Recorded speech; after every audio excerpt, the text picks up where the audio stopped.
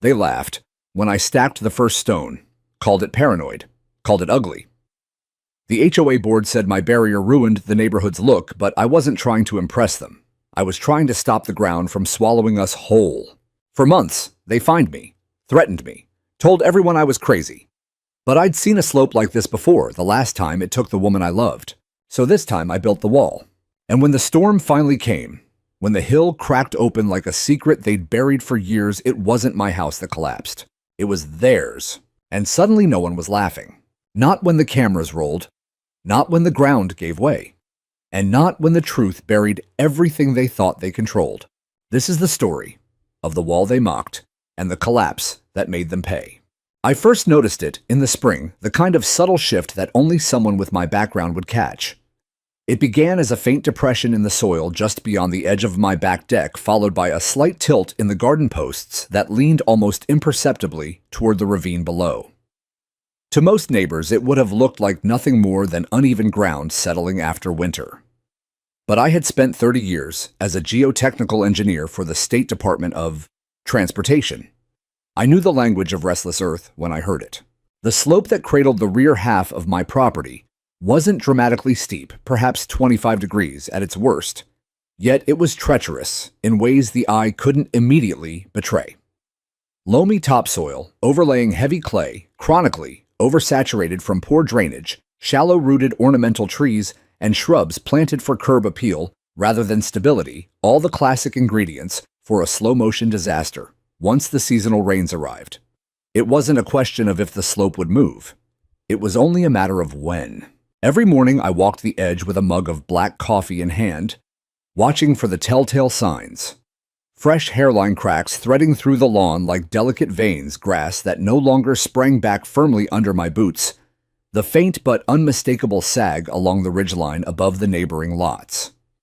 When the subdivision had been built in the early 2000s, the developers had skimped on proper retaining systems, cost-cutting measures buried beneath layers of landscaped mulch, and strict HOA guidelines about aesthetically harmonious design.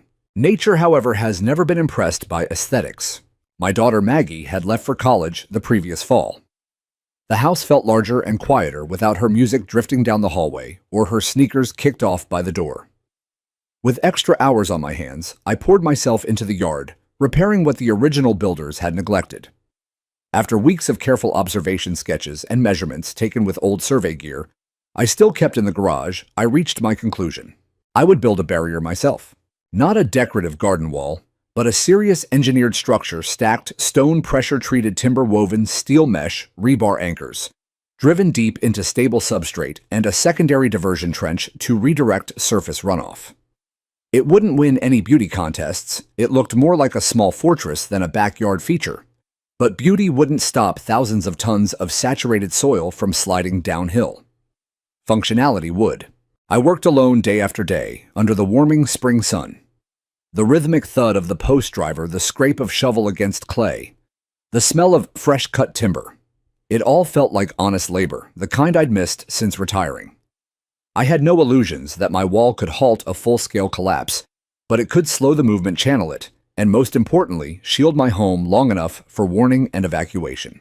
3 days into the project, a shadow crossed the footings I was laying. I looked up to see Carl Whitmore, the HOA president, standing at the edge of my driveway, in his signature white polo and pressed khakis, clipboard in hand, golf course tan glowing against the green lawn. Mid-50s trim, with the easy confidence of someone who had spent years chairing committees and signing violation notices. "Mr. Donnelly," he said, surveying my half-finished wall as if it were an eyesore dumped on his own property. "Mind telling me what exactly you're constructing here?" "A reinforced erosion control barrier," I answered, evenly wiping sweat from my brow. "The slope is destabilizing." Carl let out a short, dismissive chuckle. "That's not compliant with our architectural guidelines for exterior improvements. Any structural modification requires prior board approval."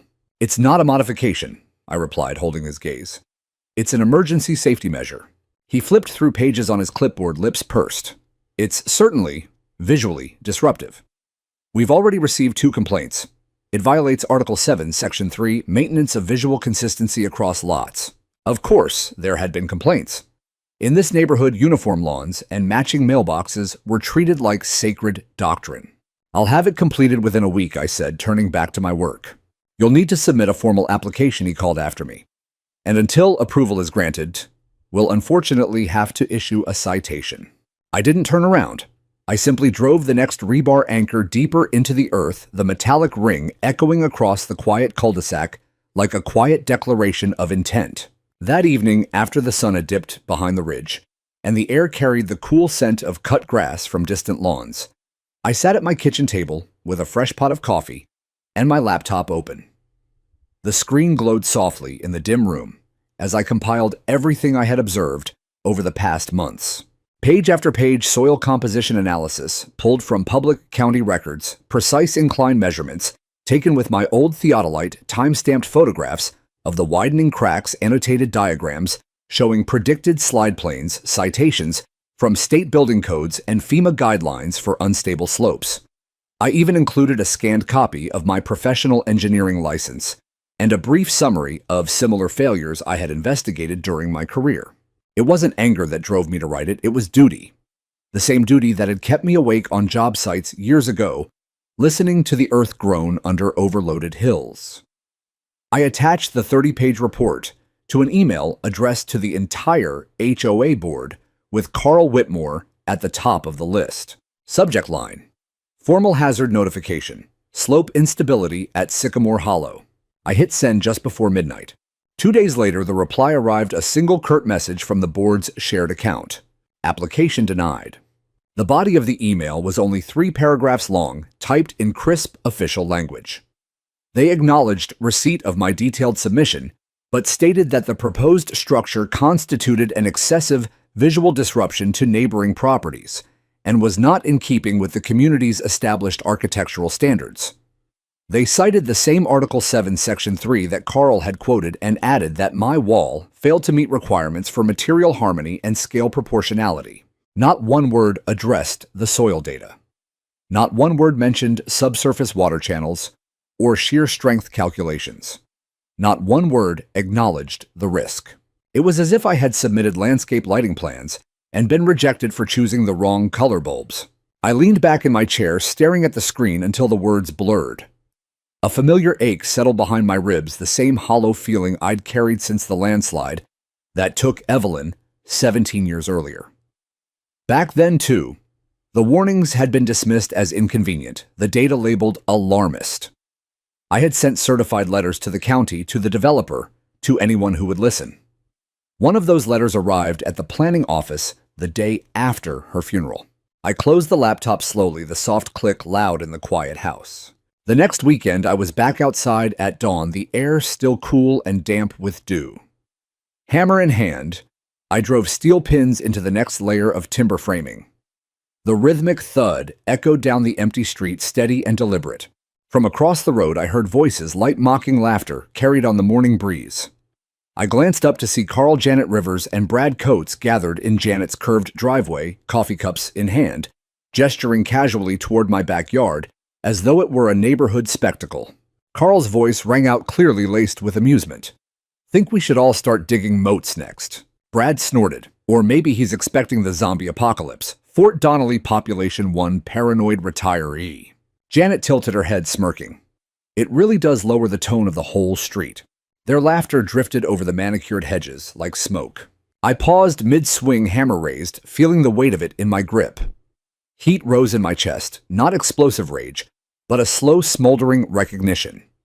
I had heard that same tone before years ago from project managers who mocked overcautious engineers right up until the hillside they'd over-excavated swallowed 6 homes in a single night. One of those homes had been the one Evelyn and I were hiking past that day. I lowered the hammer and drove the next pin with deliberate force, the sharp ring cutting through their chuckles. They fell silent for a moment, then turned away, the conversation shifting to weekend golf plans. Let them laugh. Physics doesn't laugh back, it simply waits. That night, unable to sleep, I called an old colleague from my FEMA consulting days, Tom Hargrove, now semi-retired himself. After catching up for a few minutes, I laid out the situation, the visible creep, the saturated zones, the HOA's refusal to engage. Tom listened without interrupting.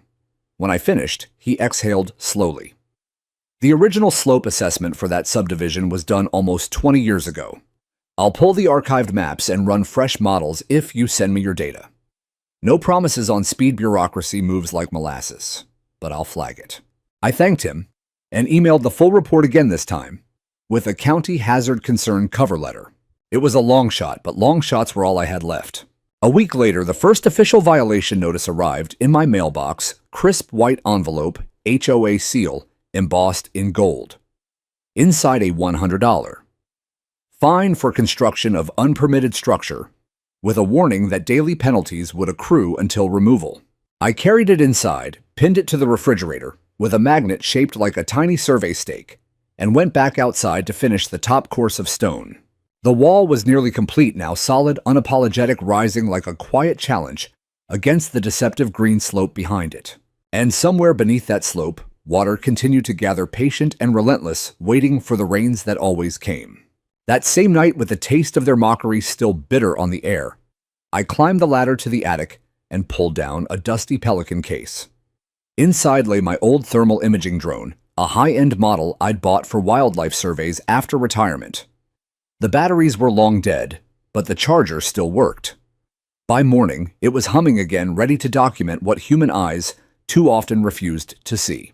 I launched it at dusk, when the temperature differential would be sharpest. The controller screen glowed in the gathering dark as the drone rose silently above the rooftops. Infrared overlays painted the slope in shifting blues and greens, with ominous patches of cooler tones threading beneath the manicured lawns, clear signatures of subsurface water channels forming like hidden rivers. The worst concentrations lay directly under the row of homes at the top of the ridge lots, 12 through 16. Carl's house sat smack in the middle. I saved every frame timestamped and geotagged. And I kept building. By Monday, the second violation notice arrived, this time with bold red lettering. Final warning, before escalation. The daily fine had jumped to $250. Attached was a letter on official HOA stationery, co-signed by their retained attorney, threatening legal action, forced removal of the barrier, and a lien on my property if I didn't comply immediately. A lion. On the home I'd paid off with 30 years of overtime and hazard pay.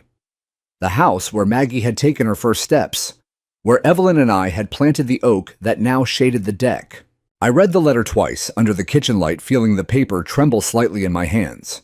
Then I folded it neatly and added it to the growing stack on my workbench beside printouts of the drone footage, slope charts, and annotated satellite overlays I'd been compiling. I wasn't surprised. I'd half expected this escalation.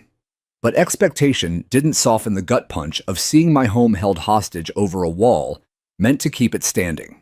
Later that afternoon, I did something I hadn't done in years. I attended the monthly HOA meeting in person. The community hall smelled of stale coffee and printer ink. Fluorescent lights buzzed overhead as residents filed in, mostly older couples, clutching agendas, murmuring about sprinkler schedules and holiday lighting rules. The board sat in a neat semicircle on the raised dais, Carl center stage like a small-town monarch. I took a seat in the back row, hands folded, pulse steady. When Agenda Item 5 came up, property violation at 178 Sycamore Hollow, every head swiveled toward me. Carl leaned into the microphone, voice syrupy with false concern. We continue to receive complaints about the unsightly structure on Mr. Donnelly's lot. It was built without approval and remains in defiance of multiple directives. This sets a dangerous precedent for community standards. A few board members nodded on cue. A couple of residents shifted uncomfortably. I stood without waiting to be recognized. May I respond? Carl's smile thinned, briefly. I walked to the front, placed a folder on the table, and distributed copies of the latest drone images and slope analysis. The room quieted as pages rustled. This isn't about aesthetics, I began, voice calm, but carrying. It's about an active geotechnical hazard. 30 years in the field taught me to recognize slow creep when I see it. The infrared overlays show expanding subsurface water channels directly beneath lots 12 through 16. When storm season arrives in earnest, those channels will lubricate the clay layer and initiate lateral movement. My barrier redirects flow and buys time. Removing it increases risk for the entire street. A low murmur rippled through the audience. Janet Rivers, sharp-featured and always quick with a retort, leaned forward. Mr. Donnelly, with respect, this is a community governed by covenants, not individual engineering opinions. We all must follow the same rules. Gravity doesn't read covenants, I replied. And neither will the insurance adjusters when the hillside moves. Scattered chuckles broke the tension. Carl banged his gavel once, sharper than necessary. The board has voted, he declared. You have 72 hours to dismantle the structure, or we proceed with lien filing. I returned to my seat. Eyes followed me, some hostile, some curious, a few openly troubled. As the meeting adjourned, a quiet voice stopped me in the parking lot. Greg Penner, 3 doors down, former city utilities inspector, soft-spoken and observant.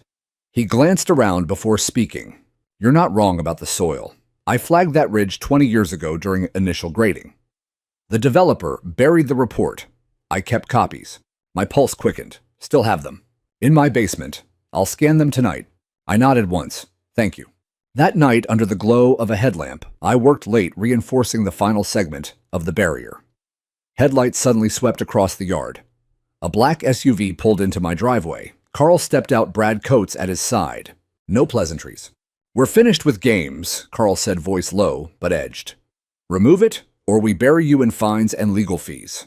I wiped sawdust from my hands. You're threatening a licensed engineer for mitigating a documented hazard. Brad snorted. You think your little wall is smarter than the professionals who designed this whole neighborhood? The professionals who ignored ridge stability reports. I stepped closer. If that slope fails, the lawsuits won't target me. They'll target the board that suppressed warnings and intimidated compliance. For the first time, uncertainty flickered across Brad's face.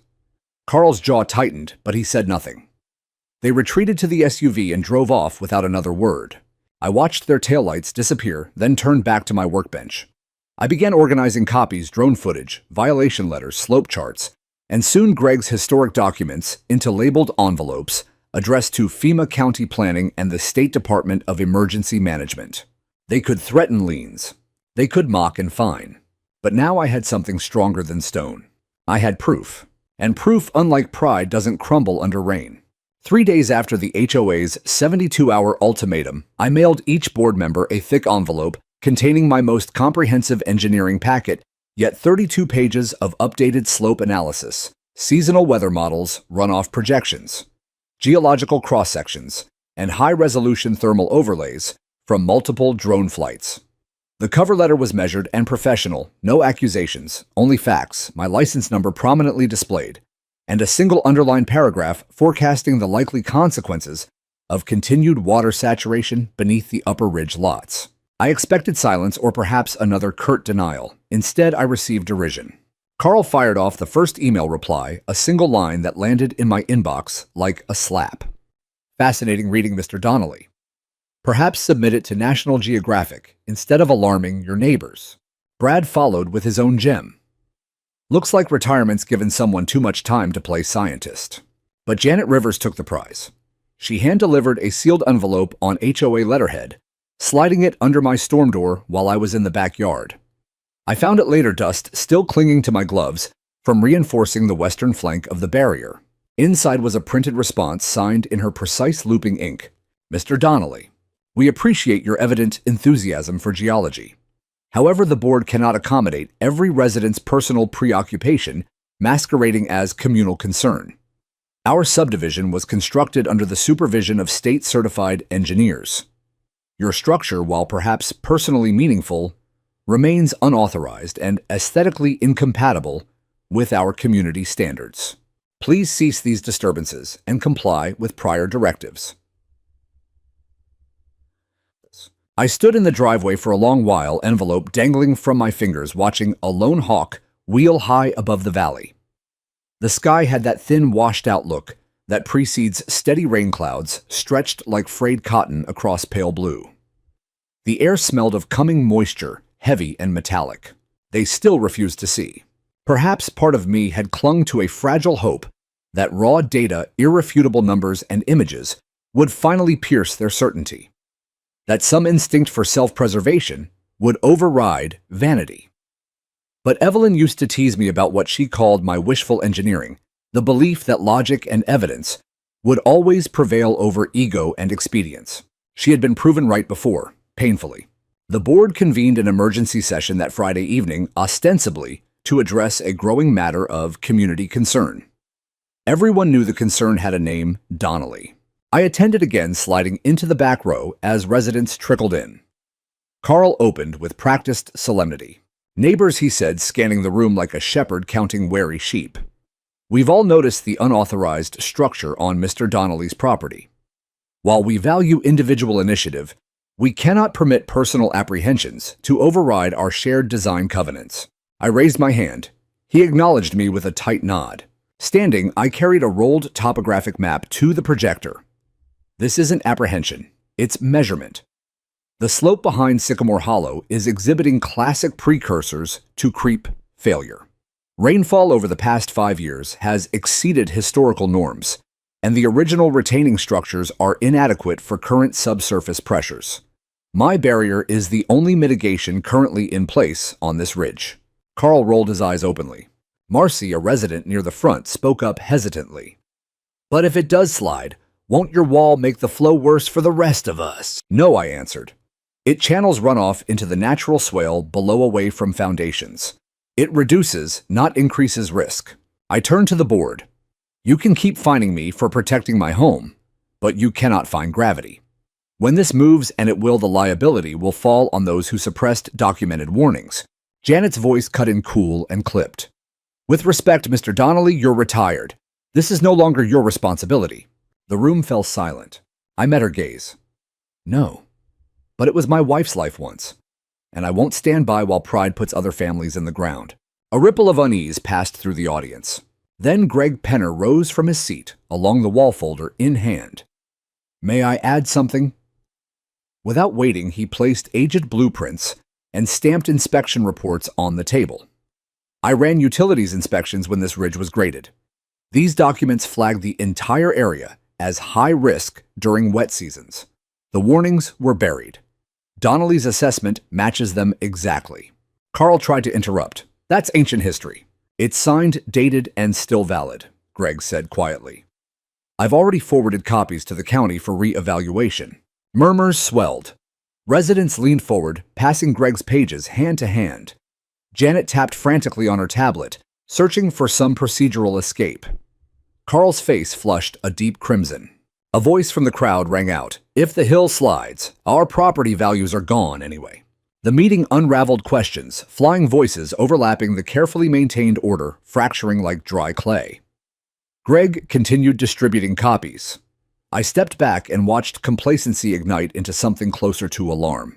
That night, my inbox filled with the first tentative messages from neighbors. One simply read, "Thank you for speaking up." Another, "Can you advise us on reinforcing our own yards?" The third, "What if you're right?" I replied to each. Outside, a soft rain began to fall, steady, patient drops pattering against leaves and rooftops. I stood on the deck and watched water bead along the top of my barrier, then vanish cleanly into the diversion trench. It held. But across the ridge behind Carl Whitmore's proudly manicured lawn, a hairline crack I'd photographed that morning had widened by nearly an inch. The ground was speaking, and for the first time, a few people had started to listen. The next morning brought a certified letter delivered by courier, as if the extra formality could make the threat feel weightier. The envelope was thick, stuffed with photocopies and duplicates for emphasis. I stood on the porch in the pale early light, flipping through the pages, while birds scattered from the oak tree Evelyn and I had planted the year Maggie was born. 4 separate citations stared back at me. 1. Unauthorized construction of non-conforming structure. 2. Violation of visual uniformity standards. 3. Willful non-compliance with board directives. 4. Unpermitted alteration of natural grading, potential endangerment to adjacent properties. That last one almost made me laugh out loud. Endangerment. They were accusing me of endangering the neighborhood by trying to keep the neighborhood from sliding into the ravine. But the real sting was buried deeper in the stack, a formal notice of intent to file lien. Unless I removed the barrier and paid all accrued fines, now totaling $3,500 and climbing within 10 days, the HOA would place a legal claim against my title. I carried the packet inside and laid it on the workbench beside the growing archive of evidence. For the first time in weeks, I sat down heavily and let the implications settle. This wasn't just about lawn aesthetics anymore. They were willing to gamble my home, the only substantial thing I had left after Evelyn, over a wall designed to protect it. I called Danielle Trask that afternoon. We had worked together years earlier on landslide litigation, she as a former Army JAG officer turned civil rights attorney, me as the state's expert witness. She still had the same direct, no-nonsense voice. Send me everything, she said after I summarized the situation. 10 minutes later, the scans were in her inbox. She called back within the hour. This is textbook intimidation, she said flatly. Their lien threat is shaky at best, if we frame it as a legitimate safety improvement. But they're banking on you folding before it ever sees a courtroom. I'm not folding. I know. Which means they'll escalate. Prepare yourself. They did. Within 48 hours, my mailbox became a daily bombardment, more certified letters, violation stickers taped to my front door. Even a handwritten note from an anonymous, concerned neighbor asking me to think of property values.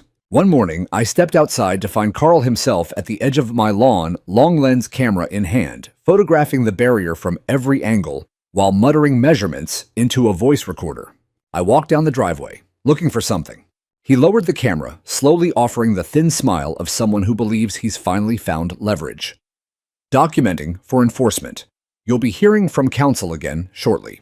You're on my property, Carl. The sidewalk is common access, he replied smoothly. Your left foot is 6 inches into my grass. He glanced down, then stepped back with deliberate slowness. Your choice, Donnelly. Keep this up and we'll scrutinize every inch of your lot. Fence height, paint shade, even mailbox posture. You want a war, you'll have one. I held his stare. I didn't start the war. I just refused to surrender my house to bad geology and worse judgment. He left without another word. By noon, the petty citations began pouring in. $50 for faded house numbers, $75 for overgrown ornamental shrubs, the same shrubs the HOA had praised 2 years earlier, $125 for an alleged hairline crack in driveway concrete, each one more absurd than the last. They were weaponizing the entire covenant manual, every vague clause, every subjective visual standard, should bury me in paper and expense. It was meant to exhaust me, to make me feel small. But exhaustion requires hope to lose. And hope had already been taken from me once, on a rain-soaked trail 17 years ago, when the ground opened and swallowed the woman I loved, because others had chosen convenience over caution. These fines were nothing compared to that. Danielle drafted a cease and desist letter that same week demanding the HOA immediately halt harassment and lien proceedings. She also filed a formal safety complaint with the County Housing Commission attaching my engineering report and Greg Penner's historic documents. We're shifting the battlefield, she explained. This stops being a petty HOA squabble the moment it becomes a documented public safety issue. County and state agencies hate liability more than they hate paperwork. I submitted a public records request under state FOIA laws for every slope assessment permit and correspondence between the original developer and the HOA. I knew those files would contain contradictions, buried warnings, waived inspections, cost-saving shortcuts. While the legal gears began turning, Carl turned to the court of public opinion. Mass emails went out to the entire neighborhood under cheerful subject lines, addressing fear-based disruptions in our community, safeguarding our neighborhood's reputation and property values. They never named me directly, but the subtext was unmistakable hysteria, unverified claims outside agitation intended to damage resale potential. One bulletin warned that my contacts with county officials were an attempt to manufacture alarm. Some neighbors began to pull away. The couple across the street who used to wave every morning now stared straight ahead. The woman I'd helped dig out after last winter's ice storm suddenly found fascinating things to examine in her purse when we passed on the sidewalk. Fear is contagious in places built on conformity. Yet even as the social chill deepened, the slope itself grew louder. Small mudslips appeared after every shower, slow-motion warnings, like the earth clearing its throat. One evening, I watched a patch of English ivy simply peel away from the ridge behind Carl's house, exposing slick, glistening clay beneath. I photographed it, time-stamped it, added it to the file. Every day they fined me, mocked me, isolated me, the ground crept a fraction closer to vindication. I didn't want vindication. I wanted them to listen before someone got hurt.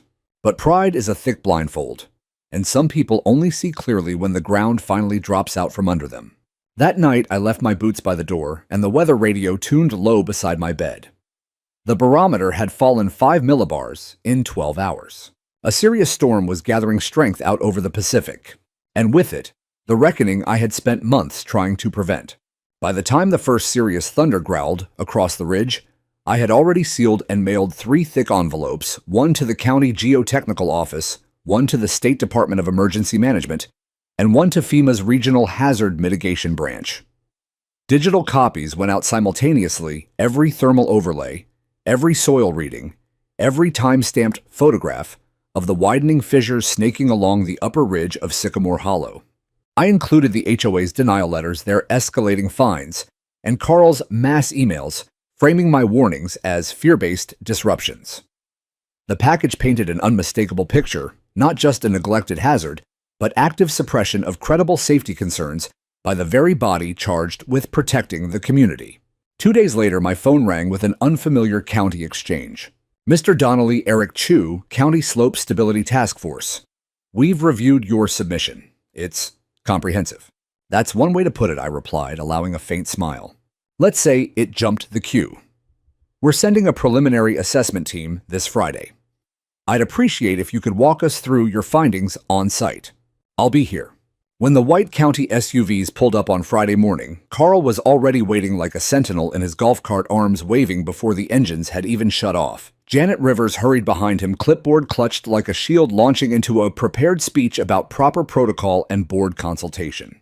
Eric Chu stepped out, tall, an unflappable county badge glinting on his belt.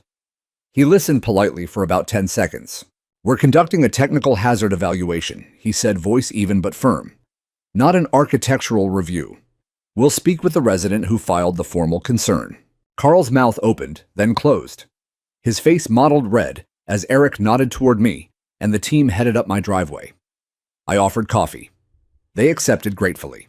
I led them along the barrier first, explaining materials, anchoring depths, and the engineered runoff trench. One of the younger engineers, a woman named Sophia, ran her hand along the steel mesh and whistled softly. You built this solo. Every stone, every anchor, I confirmed. Then I brought them inside and cued the drone footage on my laptop.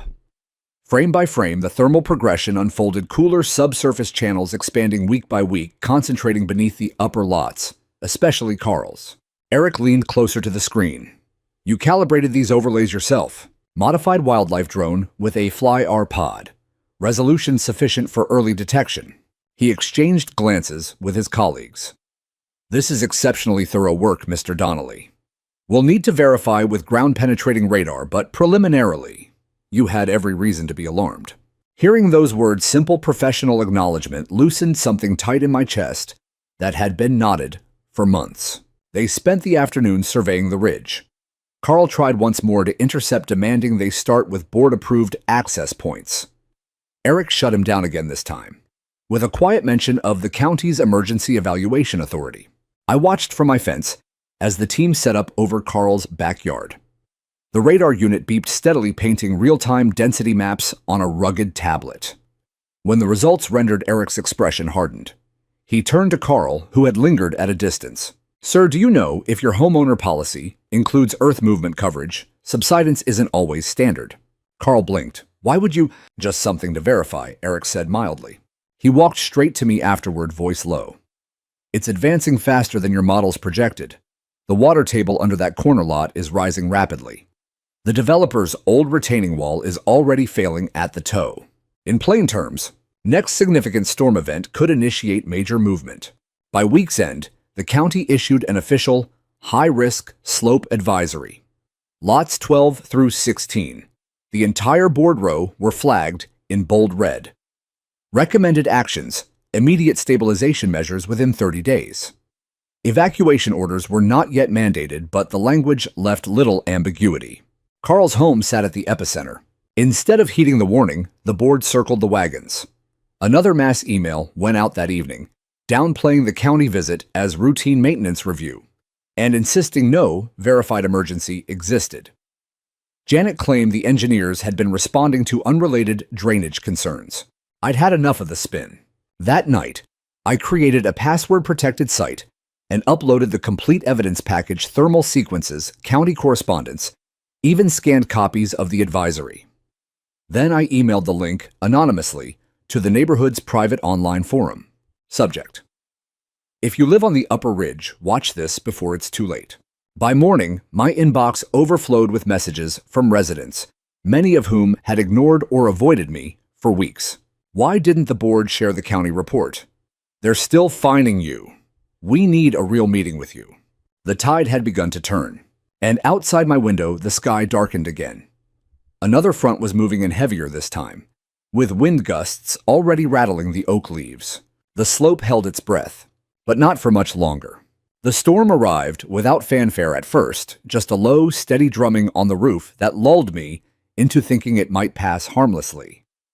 But by late evening, the wind picked up, whipping sheets of rain sideways against the windows, turning the gutters into overflowing rivers.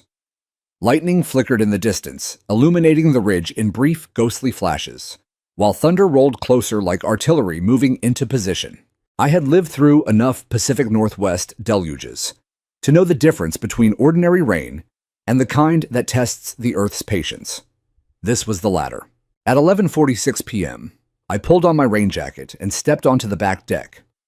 The air was thick with the smell of wet soil and pine. My barrier gleamed under the downpour water, sheeting off the stone face and vanishing cleanly into the diversion trench. No pooling, no erosion at the toe. It stood resolute exactly as engineered. But my eyes were drawn uphill to the darker silhouette of the upper ridge, where the board members' homes sat like proud sentinels. Even in the storm's roar, I could feel the ground shifting, a subtle, almost intimate vibration through the soles of my boots. I launched the drone one last time, fighting gusts that rocked it like a leaf. The thermal feed glowed on my tablet, cold blue channels pulsing beneath Carl's lawn, spreading outward in real time. Then I saw the first crack. It opened suddenly, a thin, black seam slicing across Carl's back lawn, near the split-rail fence no more than 2 inches wide, but 20 feet long, swallowing rainwater as fast as it fell. Dark runoff poured into it, re-emerging lower down in muddy rivulets that snaked past his flower beds. I started recording. By 1:17 a.m., 2 more cracks had appeared, one behind Brad's deck, another threading dangerously close to Janet's patio lights. Through the rain-streaked glass of her sliding door, I caught her silhouette, pacing, phone pressed to her ear, gesturing sharply. At 2:04 a.m., the emergency scanner crackled to life. Possible slope instability, 2200 block Sycamore Hollow. Caller reports ground cracking and low-frequency rumbling. Brad's address. I grabbed my emergency go-bag and headed out into the storm. Neighbors were already gathering in the street, some in raincoats, others soaked through, faces pale under the stuttering glow of porch lights. A small cluster stood at the edge of Carl's yard, staring at the trench that had widened to nearly a foot. Water roared into it now, carrying clumps of sod and decorative gravel downhill. "Did anyone call 911?" I asked. "They're sending units to assess," a woman answered, voice trembling. "But, look," she pointed. The ground behind Carl's gazebo had sagged visibly, a slow, sickening depression that made the structure tilt like a sinking ship. Carl himself stood just inside his open garage door, watching from the shadows, arms folded tight across his chest. Behind us, Janet's voice rose in a sharp cry. "The backyard's dropping." I ran through the rain to her fence line. Her garden shed leaned drunkenly, the earth beneath it having fallen several inches in minutes. Decorative stones rolled downhill in erratic paths. One of her prized pines listed at a perilous angle, roots exposed and dripping. Then came the sound, low and primal, like a massive beast turning over deep underground. The ground shuddered beneath our feet. A collective gasp rose from the gathered neighbors. I turned toward the ravine just as the hillside began to let go. It wasn't a sudden cataclysm. It started with a series of sharp cracks like ice breaking on a winter lake, followed by a deep, grinding moan. A wide section of sodden soil detached from the upper ridge and began sliding, slow at first, almost graceful, then accelerating into a churning mass of mud rock and uprooted landscaping. Someone screamed. Porch lights flickered on up and down the street. The slide claimed the back third of Carl's yard in one merciless bite, gazebo stepping stones, irrigation lines all vanishing over the new raw edge. Mud sprayed in heavy arcs. Water rushed into the fresh scar, turning it into a roaring brown cascade that carried away fencing shrubs and the shattered pieces of a stone fountain. Sirens wailed in the distance, growing louder. I stepped back as the ground continued to settle with wet, sucking sounds. Carl finally emerged onto his porch in a bathrobe, barefoot rain plastering his hair to his forehead. He stared at the devastation as if it belonged to someone else. When his eyes found mine across the chaos, there was no anger left in them, only raw, stunned recognition. He knew. He knew I had warned him, begged him, handed him every chance to act. He knew his own certainty had just cost him the ground beneath his home. Emergency crews arrived minutes later, fire trucks, sheriff's deputies, county engineers, their lights cutting red and blue swaths through the downpour. They cordoned off the upper lots immediately, ordering evacuations for Carl's, Brad's, and Janet's homes, while portable radars scanned for further movement. No one approached my property. My barrier had not yielded an inch. A county official found me in the street, soaked to the skin but steady. "You witnessed the initiation." "I've got it all on drone footage," I said. "Thermal and visible." "Still recording." He nodded, impressed. "We'll need that for the report." "You'll have it." Neighbors began drifting toward me, hesitantly at first, then with quiet urgency. "You were right. I'm so sorry we didn't listen. What should we do now?" I had no triumphant words, no lectures prepared. Only the rain hammering down and the smell of fresh exposed clay thick in the air. Brad's deck had shifted 2 feet off its foundation. Janet's patio was fractured into jagged plates. Carl's retaining wall, the one he had boasted about at meetings, lay in scattered chunks at the bottom of the new scarp. And still the storm raged on. As the night deepened and crews worked under floodlights, people stopped looking to Carl for answers. They looked to me. For the first time in months, I was no longer the difficult neighbor with the ugly wall. I was the one who had seen the storm coming and built something strong enough to weather it. Dawn broke gray and sodden, the storm reduced to a steady drizzle that dripped from eaves and saturated everything it touched. Fog clung low to the ravaged ridge, like a shroud softening the raw edges of the new scar that now dominated the view from my kitchen window. I hadn't slept. No one on the street had. From my back porch, I could see the full extent of the night's violence, a jagged cliff where Carl's rear lawn had once rolled smoothly to the tree line. Exposed roots dangled in midair like severed veins. Shattered flagstones and twisted metal fencing lay scattered far below in the ravine, half buried in fresh mud. The smell of wet clay hung thick and primal in the air. Emergency crews had worked through the night under portable floodlights. Yellow caution tape fluttered across driveways and broken fences. Search and rescue teams moved methodically, probing unstable sections with long poles, while ground-penetrating radar units beeped in steady rhythm. One of them paused near Carl's lot and spoke into a radio unit's 12 through 14 foundations, exposed severe differential settlement. Recommend red tag, unsafe for occupancy. Carl's house, Brad's, Janet's. The 3 homes that had mocked me loudest now stood condemned. At 8:42 a.m., the final devastating movement came. It began with a single sharp crack, like a massive tree splitting in slow motion somewhere behind Brad's house. Then the groan returned deeper this time, a sound that vibrated up through the soles of my boots and into my chest. The remaining hillside surrendered. Brad's rear wall buckled first. Support beams snapped with dry, explosive pops. His elevated deck folded in on itself, twisting sideways before plunging into the liquefied soil below. Outdoor furniture tumbled after it, chairs spinning lazily through the air, a stainless steel grill cartwheeling once before vanishing into the churning mass. Janet's turn came seconds later. Her prized rose trellis collapsed like a house of cards. The old retaining wall, the one she had photographed for the HOA newsletter, crumbled into dust and rubble. One entire corner of her home dropped 3 full feet in a heartbeat. Burst pipes hissed and sprayed, sending geysers arcing through the mist. Her beloved garden, the one she had defended so fiercely against unauthorized structures, was simply erased. Carl's house held longest defiant to the end. For a breathless moment, it seemed the ground might spare him. Then the earth beneath his master bedroom gave way with a final wrenching snap.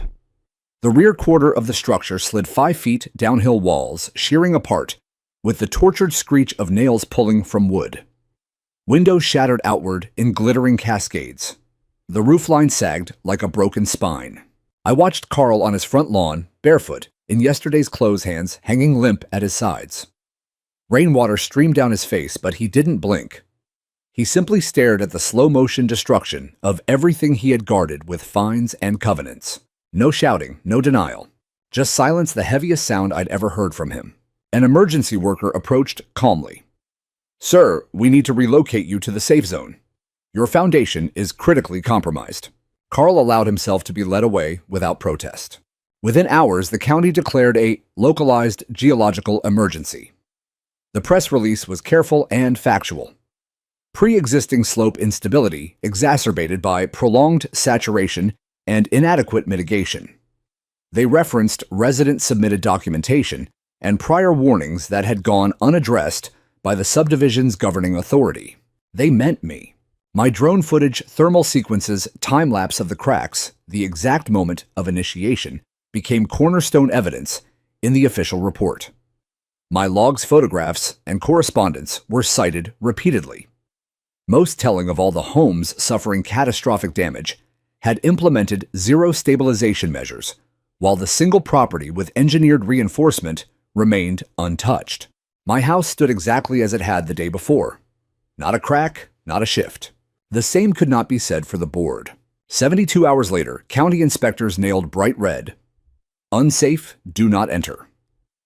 Placards to the front doors of lots 12, 13, and 14. Residents gathered on sidewalks in small stunned clusters, whispering behind hands, some openly weeping. The remnants of the board tried one last emergency meeting in the community hall. Only 8 residents attended. I was one of them. Carl was absent. Brad and Janet sat in the front row, looking diminished. Brad with a bandaged forearm from flying debris, Janet hollow-eyed and silent. When the floor opened for comment, I stood and walked forward. No heat in my voice. No triumph. "I warned you," I said quietly. "Not to prove a point, not to win an argument, but because I've stood at the edge of a slide like this before and watched it take someone I loved. I built that barrier so no one else would have to bury a spouse, a child, a friend, because a handful of people cared more about curb appeal than human lives." Janet opened her mouth as if to speak, then closed it. Brad cleared his throat. "We misjudged the severity." "No," I corrected gently. "You dismissed it. You tried to silence it with fines and shame. You turned neighbors against the one person trying to protect them." Silence blanketed the room. Greg Penner rose. "I move for an immediate no-confidence vote and dissolution of the current board under emergency reformation procedures." No one objected. No one defended the old leadership. The vote passed 8-0.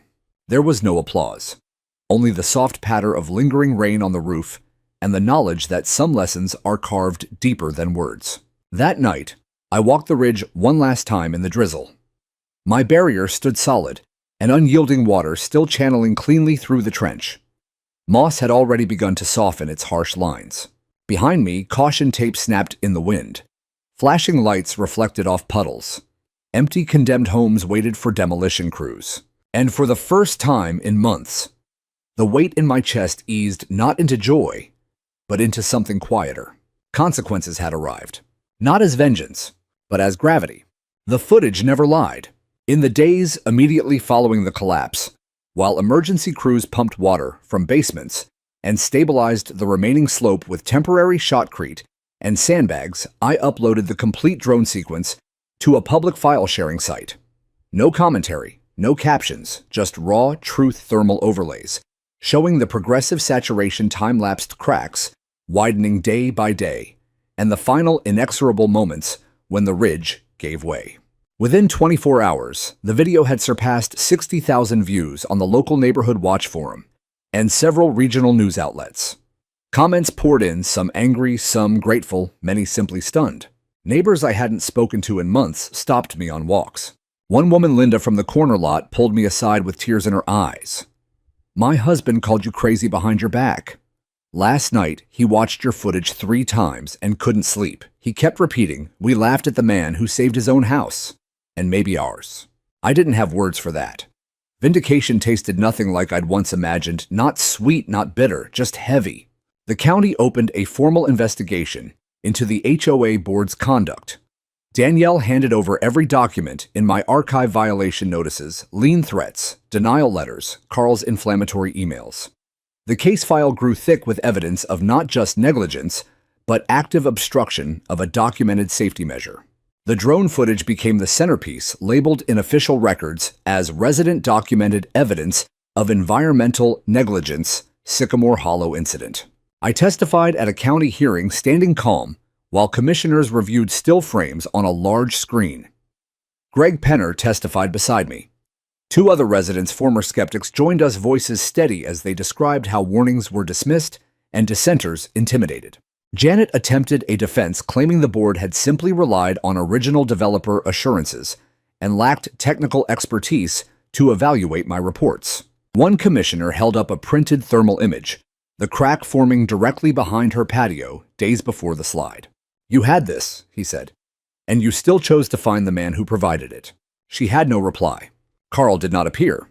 Brad sat in the back row, head bowed, staring at his clasped hands. In the weeks that followed, I worked shoulder to shoulder with Eric Chu's county infrastructure team. They used my original trench alignments and drone mappings as the baseline for a comprehensive ridge-wide stabilization plan. Deep soil anchors, perforated drainage pipes, new reinforced retaining walls, and native vegetative buffers were installed not just behind my lot, but across the entire upper street. Funding came from emergency state grants and, ironically, early lawsuit settlements against the original developer and the HOA's insurance carrier, which had finally acknowledged preventable negligence. The former board members resigned quietly, one by one. The HOA was placed under temporary county receivership until new elections could be held. One of the receivership's first actions, every fine, citation, and lien related to my barrier, was permanently expunged. An official letter arrived on county letterhead this time expressing regret for the harassment I had endured and offering reimbursement for construction materials. I declined the money. The wall had never been about cost. It was about refusing to stand idle while history repeated itself. Accepting payment would have made it theirs. It wasn't. It was mine, and Evelyn's and Maggie's, and now, in a way, the neighborhood's. Residents began to speak freely again. At the first open community forum, under the new interim administration, the microphone circulated among people who had once feared retaliation.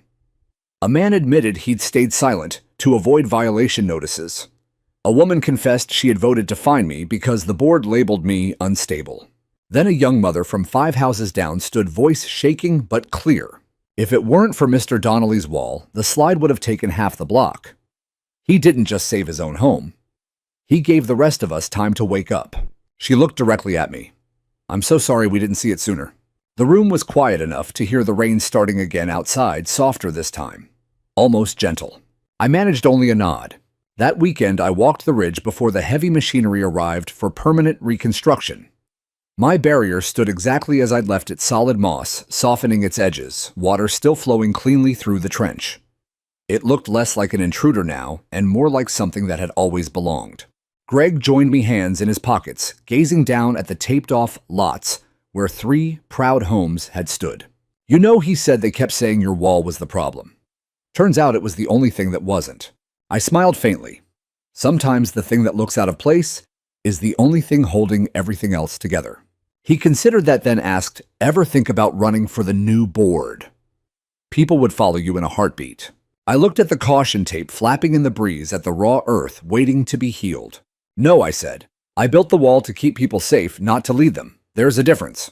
He nodded, understanding. As we turned to head back, a boy came running up the path clutching a smooth river stone with a crooked smiley face drawn in permanent marker. "My dad said to give you this," he panted. "He said you're why our house is still here."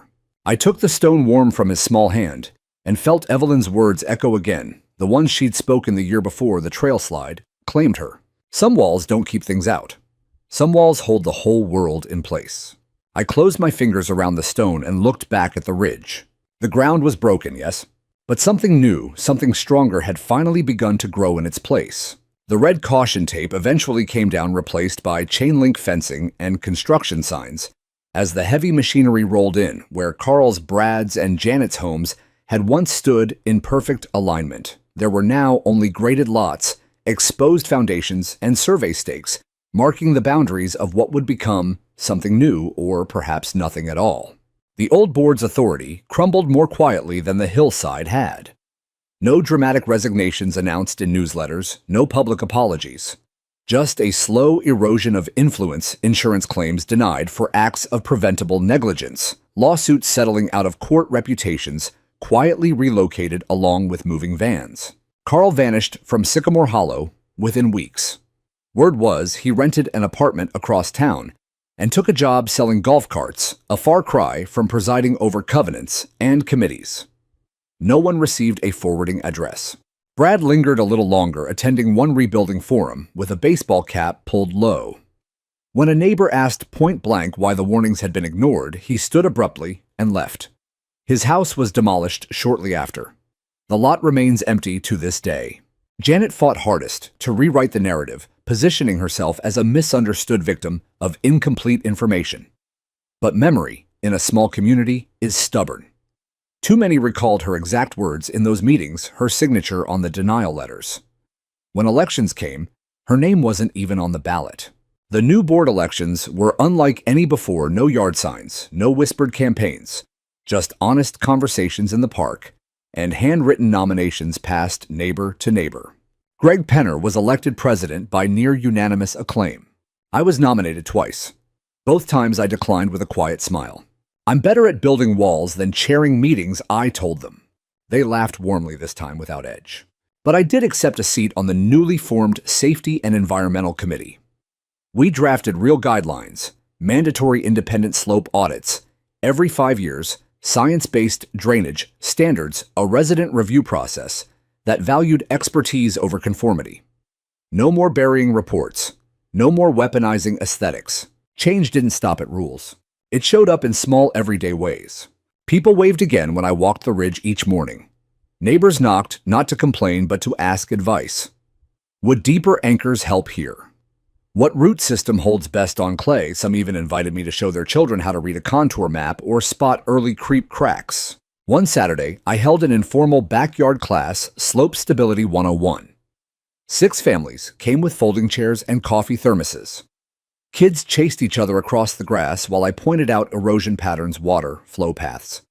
The subtle language the earth speaks if you listen. We weren't just repairing soil. We were repairing trust. One evening, as I locked the garage, I found a note taped to the back gate. Careful handwriting, ink slightly smudged by lingering humidity. I watched your footage. I used to think you were difficult, stubborn. Now I understand you were trying to save us all. I'm sorry I stayed silent. I hope someday you can forgive me. No signature. A folded $5 bill was tucked inside, probably from someone who had once voted to fine me or reported my eyesore. I slipped the note into my pocket and left the money on the gate for the next kid who wandered by. Forgiveness wasn't mine to withhold anymore. It had already been earned by the ground itself. I still walked the ridge every dawn, coffee in hand, listening to the quiet. The new drainage systems hummed softly after rain. The reinforced walls modeled in part on mine stood solid and unapologetic. The earth no longer whispered warnings. It simply rested. Spring returned gently that year, not with dramatic blooms, but with steady healing trenches, running dry, new plantings taking root. Children playing on grass, no longer threatened by hidden fractures. My home became an unintentional gathering place during reconstruction, not because I sought it, but because people felt safe there. The barrier once reviled now drew quiet respect. Teenagers sometimes sat atop it, sharing snacks, tracing the mortar lines with curious fingers. One afternoon, I caught a group and started to scold them for trespassing. One boy looked up earnest. Sorry, sir, it feels strong up here. I paused, then smiled. It is. Go ahead, it won't mind. Danielle called a few months later with final news. Investigation closed.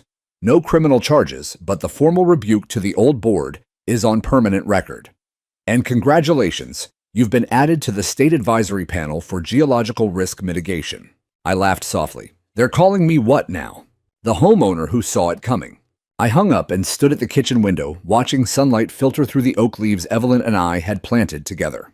On the first warm Saturday in May, the new board hosted a community rebuilding day, food trucks, live music kids, painting rocks for the new vegetative buffers. No mandatory attendance, no fines for absence, just neighbors choosing to show up. Greg spoke briefly from the park gazebo.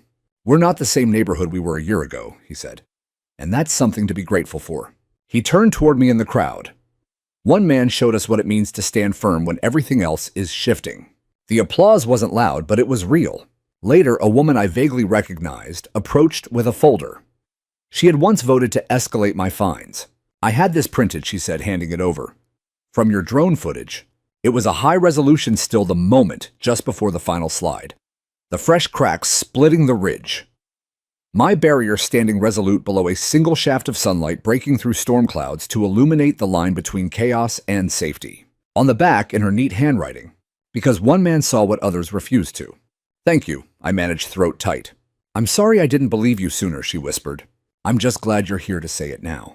That night, I opened Evelyn's journal for the first time in years. It still carried her scent, faint lavender and paper. On the inside cover, her words waited exactly as I remembered. "Stand your ground even when the world mocks you. Someday, it will understand why you didn't move." I placed the new photograph beside it, then stepped outside. The stars were sharp and countless. The slope lay silent beneath them, healed, reinforced, at peace. Down the street, children's laughter drifted on the warm air, easy, unburdened, the sound of people who no longer feared the ground might betray them tomorrow. I rested my hand on the cool stone of the barrier one last time. No tension remained in my shoulders. No storm in my chest.